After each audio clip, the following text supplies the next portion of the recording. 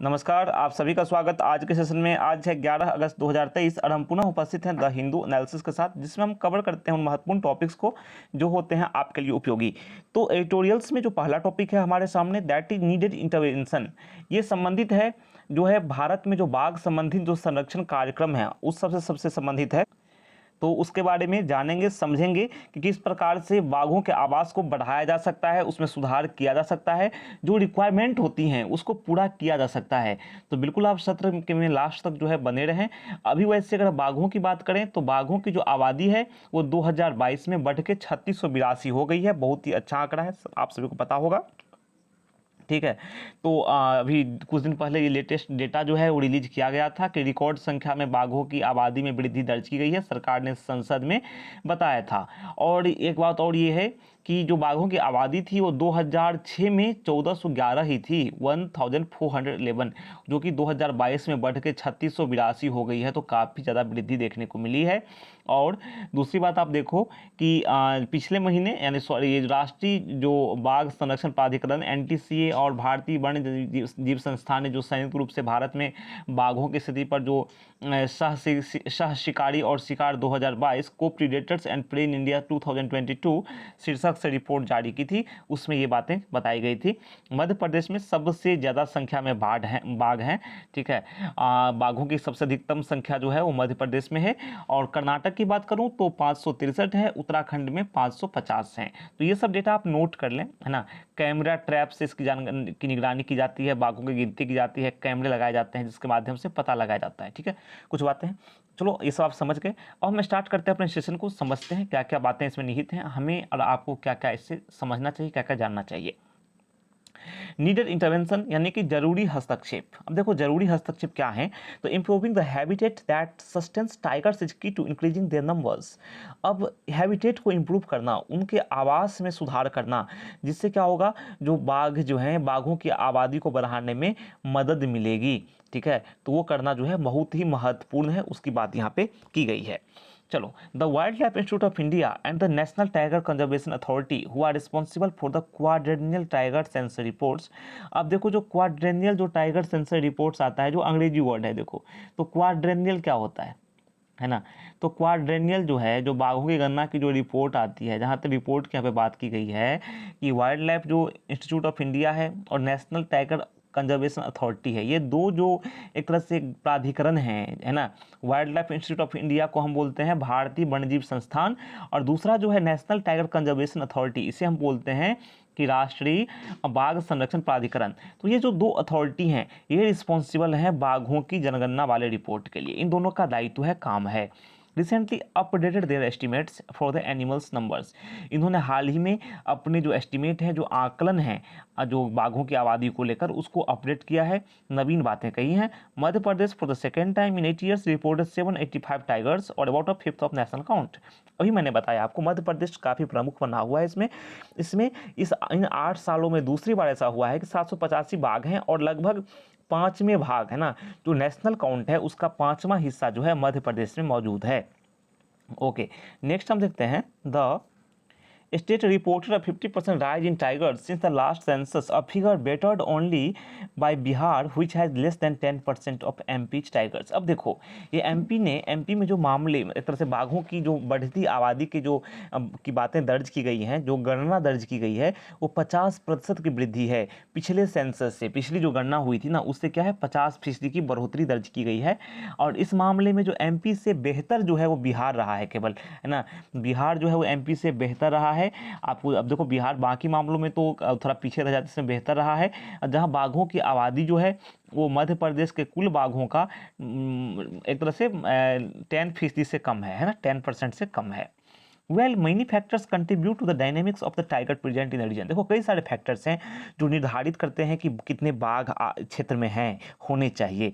MP over the years has perfected the approach of actively moving both tigers as well as their prey within the state to balance predator and prey population. देखो सबसे बड़ी बात होती है, बाघ क्या है, वो शिकार करेगा, तो शिकार करेगा, उसके लिए शिकार होना चाहिए।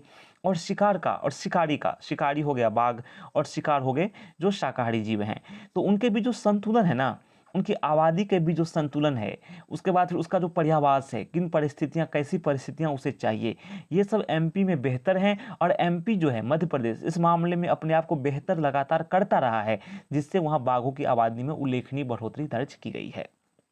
इन द लास्ट 2 डेकेड्स, अगर पिछले 2 दशकों की बात करें, MP has reintroduce species such as barasingha, swamp deer to new habitat such as Satpura and Bandhavgarh and the gaur to the Bandhavgarh and Sanjay Dubri. अब देखो MP ने क्या किया है, जो स्पेसीज हैं जैसे कि बारहसिंगा हो गया, स्वैम्प डियर बोलते हैं उसको, नए आवास जैसे सतपुड़ा हो गया और बांधवगढ़, दोनों जगह पे उसको लाया है। ठीक है, MP ने, मध्य प्रदेश ने जो कुछ प्रजातियां हैं उन्हें इन जो अभयारण्यों में फिर से बसाया है, और जो गौड़ को उसने बांधवगढ़ और संजय डुबरी वाले में बसाया है। तो एक तरह से ये काफ़ी अच्छी पहल है। इन टाइगर रिजर्व्स में इन जानवरों को बसाने से क्या हुआ, तो जो शिकार हैं वो बढ़े हैं बाघों के लिए, तो बाघों के लिए एक तरह से बेहतर माहौल बना है। प्रे स्पेसीज सच एज चीतल, अब देखो चीतल जो है, जो स्पॉटेड डियर है, have been successfully supplemented in the Satpura and Sanjay tiger reserves, Nauradehi, Kuno and Gandhi Sagar wild life sanctuary through translocation from high density Pench and Bandhavgarh. अब देखो पेंच जो अभयारण्य है और बांधवगढ़ जो अभयारण्य है, वहाँ पे ज़्यादा हो गए थे ये कौन, ये चीतल, जो हिरन जो है, चीतल एक प्रकार का हिरन है, तो इन्हें क्या किया गया है, सतपुड़ा और संजय टाइगर रिजर्व में क्या किया गया है, लाया गया है वहाँ से। ठीक है, नौरादेही में लाया गया है, कुनो में लाया गया है, Gandhi Sagar wild life century है, ये सब ना वन्य जीव अभयारण्य हैं जिनके नाम मैं ले रहा हूँ, जैसे नौरादेही है, कुनो है, गांधी सागर, तो क्या है, वन्य जीव अभयारण्य। तो इन्हें लाया गया है दूसरे अभयारण्य से। देखो जिस अभयारण्य में इन जानवरों की तादाद अधिक हो गई है, संख्या अधिक हो गई है, तो उन्हें वहाँ से ला करके दूसरे जगह पर रखा गया है जहाँ पर इनकी आबादी क्या है, कम है। इससे क्या हुआ, शिकार और शिकारी का जो अनुपात है, जो होना चाहिए, वो बना हुआ है। This often involve tracking, darting and capturing animals, keeping them in temporary enclosures until they reach sufficient numbers and releasing them into their new habitat.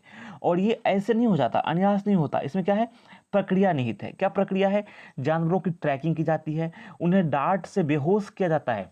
अब किसी जानवर को तुम किसी वन्यजीव अभयारण्य से लाओगे, कैसे लाओगे, बेहोश किया जाता है ना, उन्हें क्या किया जाता है, बेहोश किया जाता है, फिर पकड़ा जाता है।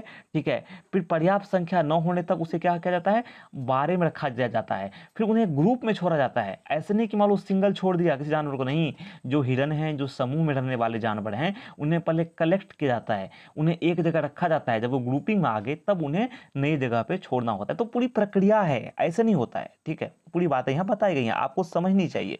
अगर आप इसको नरेशन के बेसिस से समझो, अंडरस्टैंडिंग लेवल के हिसाब से देखो, या जानकारी के हिसाब से देखो, तो ये बेहतर है आपके लिए।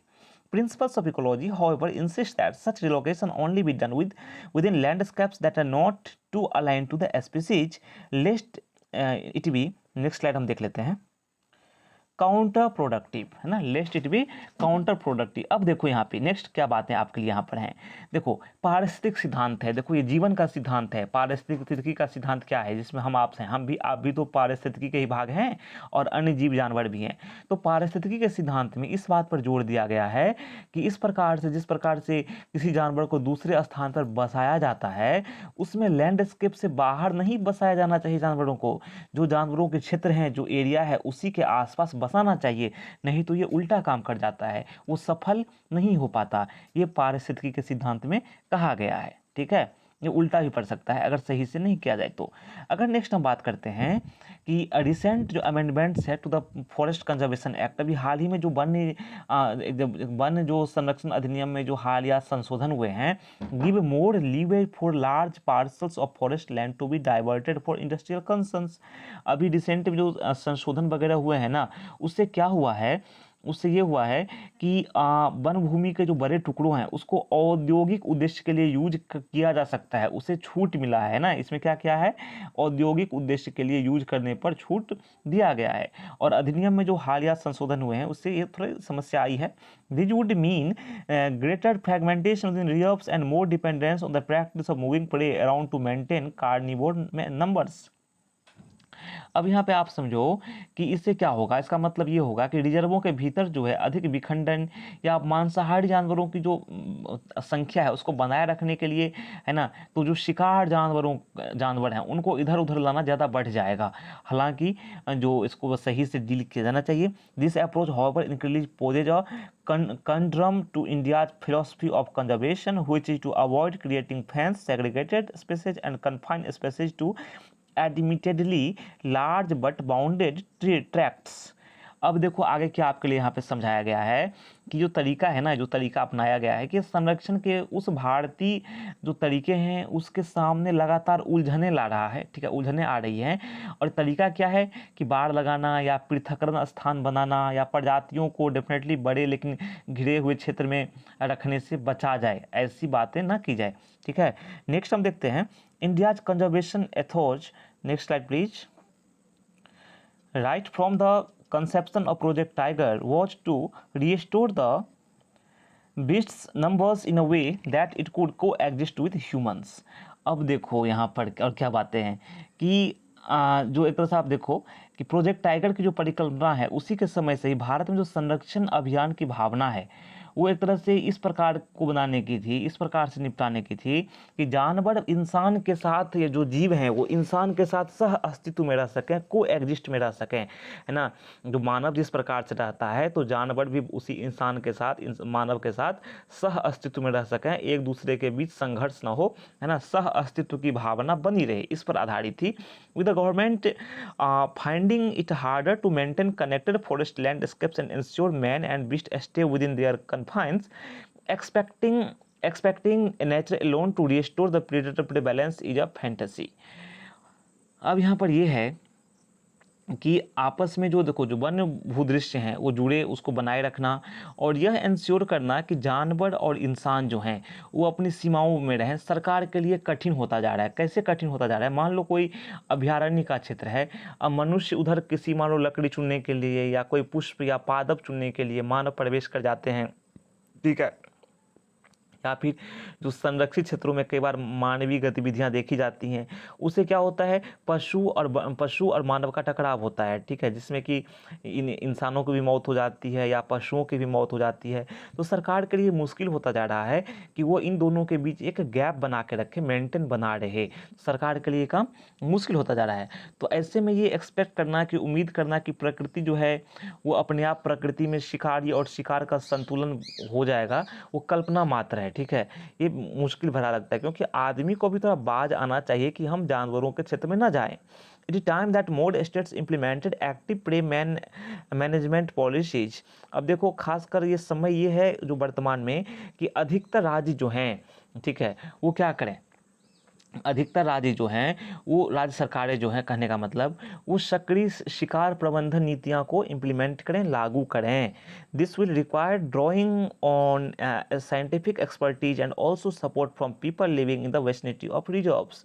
अब देखो इसमें जो करना है ना, इसके लिए क्या करना पड़ेगा, तो वैज्ञानिक विशेषज्ञता की आवश्यकता होगी और जो रिजर्वों के आसपास लोग रहते हैं उसके सहयोग लेने की ज़रूरत होगी, ठीक है। और उससे आप देखो नेक्स्ट क्या है, मोर इम्पोर्टेंटली देखो अधिक महत्वपूर्ण ये भी है कि this should prompt a move away from the approach of focusing on carnivore numbers to evaluating whether the habitat necessary to sustain the animals is being consistently improved. अब आपके लिए यहाँ पर क्या है, अधिक महत्वपूर्ण रूप से ये देखो कि इससे क्या होगा कि मांसाहारी जानवरों की संख्या पर ध्यान केंद्रित करने के दृष्टिकोण से, उस अप्रोच से हटते हुए ऐसे इवैल्यूएशन की ओर बढ़ने की, ऐसे मूल्यांकन की ओर बढ़ने की एक तरह से जागृति मिलनी चाहिए कि क्या इन जानवरों को जीवित रखने के लिए, है ना, इन जानवरों को बनाए रखने के लिए, सस्टेन करने के लिए, जानवर सर्वाइव जिससे करें, उसके लिए जो आवश्यक है पर्यावास जो है, जो पारिस्थितिकी तंत्र है, उसमें लगातार इम्प्रूवमेंट हो रहा है कि नहीं, लगातार ये इम्प्रूव हो रहे हैं कि नहीं, कंसिस्टेंटली यानी लगातार इम्प्रूव हो रहे हैं कि नहीं, ये ज़्यादा महत्वपूर्ण है। तो आज हमने समझा इसको लेकर के वर्ड बाय वर्ड एनालिसिस कि भारत में जो बाघों की स्थिति है वो क्या है और किस प्रकार से पहले की गई हैं जिससे कि ये आंकड़े हमारे सामने आए हैं और किस प्रकार के सिद्धांत हमने अपनाया है शुरुआत से ही कि बाघ जैसे और भी जो अन्य जीव हैं, एक तरह से मानव जो है और अन्य जीव जो है वो सह अस्तित्व में साथ रह सके और उसके सामने क्या मुश्किलें आ रही हैं, इन सब मुद्दों पर हमने चर्चा की। आशा है कि आपको समझ में आया होगा और कई सारी परीक्षाओं में आपके लिए ये हेल्पफुल होगा। तो फिर मिलते हैं नेक्स्ट सेशन में, तब तक के लिए आज्ञा दीजिए और कहिए नमस्कार, थैंक यू।